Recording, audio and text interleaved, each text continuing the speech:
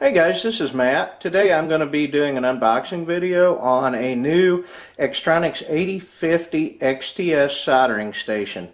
This soldering station will be my second Xtronic product, and I decided to move up just a little, and I'll tell you what I think of it later on. These units come from Mercantile Station, as you can see right here. They are sold through Amazon or can be purchased directly from the Mercantile Station.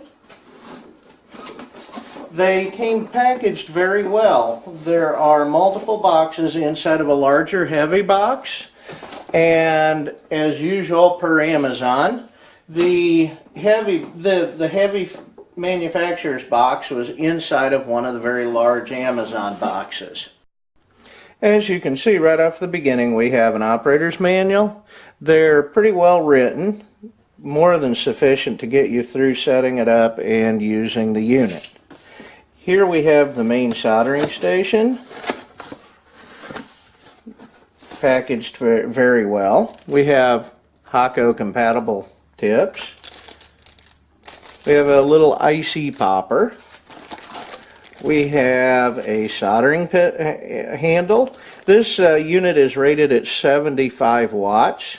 The Xtronic soldering handles have a very nice heavy gauge silicone wire, so there's no danger of the wire splitting or breaking.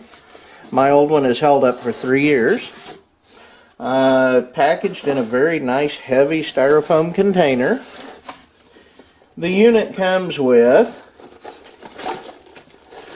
of course, the base unit. This unit is a little different in that it is button programmable as opposed to my old unit, which programmed via knob.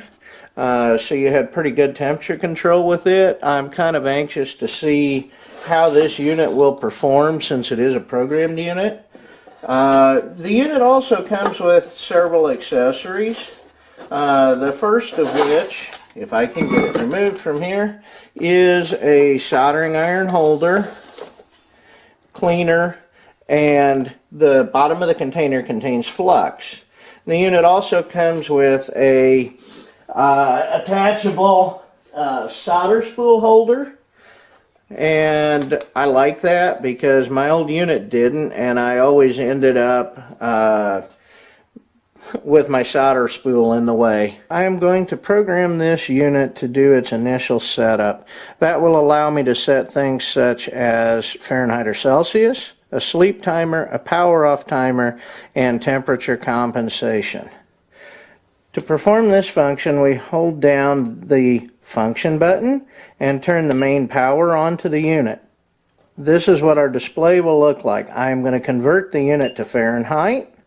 My next option sets my sleep timer, and I'm going to leave that at 5 minutes. The unit will drop its temperature at that point. The power off timer I am going to leave at 20 minutes, and I am not going to do any initial calibration to adjust for tip temperatures because I don't have anything that can read tip temperatures. So at this point we power the unit off, and she'll be ready to go the next time we turn it on. Okay guys, this should be the end of the setup procedure on this unit. I'm going to program my 3 preset temperatures. So I will power on the unit.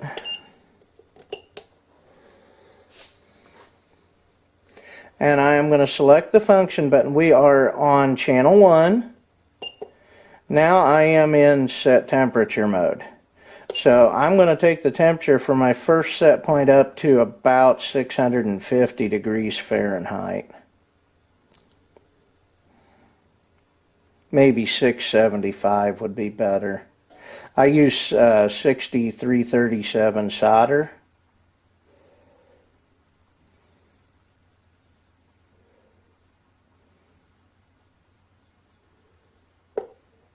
Oops, I overshot it, didn't I? Okay, so now I can press my function button once. and the unit will run up to 675 degrees. The occasional starburst over here tells me that the unit is in constant temperature mode, and it will do everything it can to maintain that temperature. Now I'm going to pre-program channel 2, so I press my function button. I think I will take it up to about 725 degrees. That way if I'm soldering something just a little thicker, it will go easier.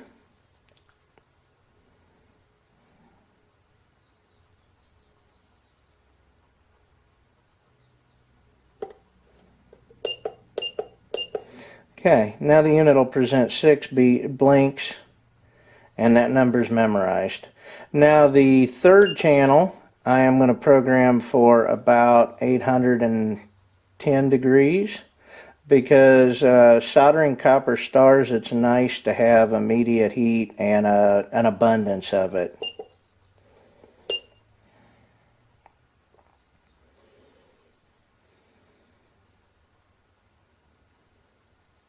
At this point I can smell the iron heating up, brand new iron.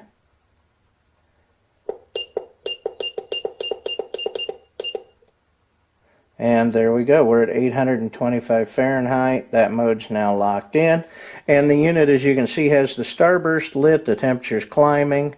We have reached 825 degrees and we're sitting there stable. That's basically all you have to do to program the unit. We can go back down to 675, and the tip temperature will fall as the unit cools. As you can see, there's no heating going on.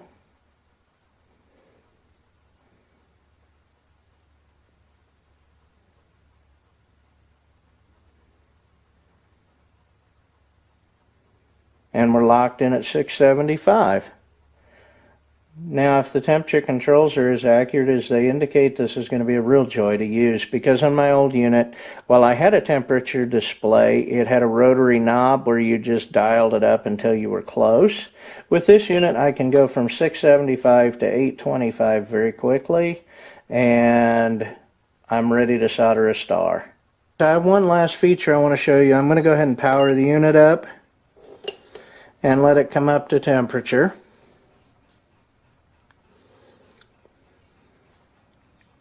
This unit has a sleep function built in, as I alluded to earlier.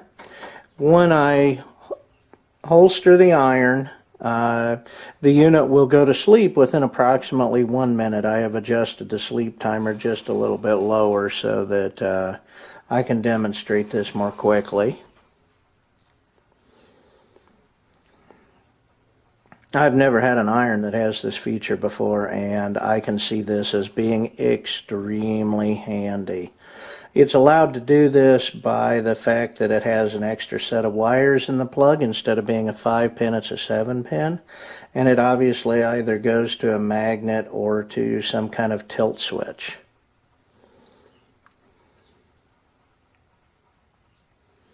So we ought to be pretty close to the unit going to sleep. And there we entered sleep mode. Tip temperature's dropping. I will check at a later point and see what the tip temperature actually drops to. I don't know if it goes completely cold or if it actually goes to, as it indicates, 212 degrees. But now that the unit's asleep, I can pull the iron out and tilt it, and it wakes up, and we're already back at 675 degrees and ready to solder.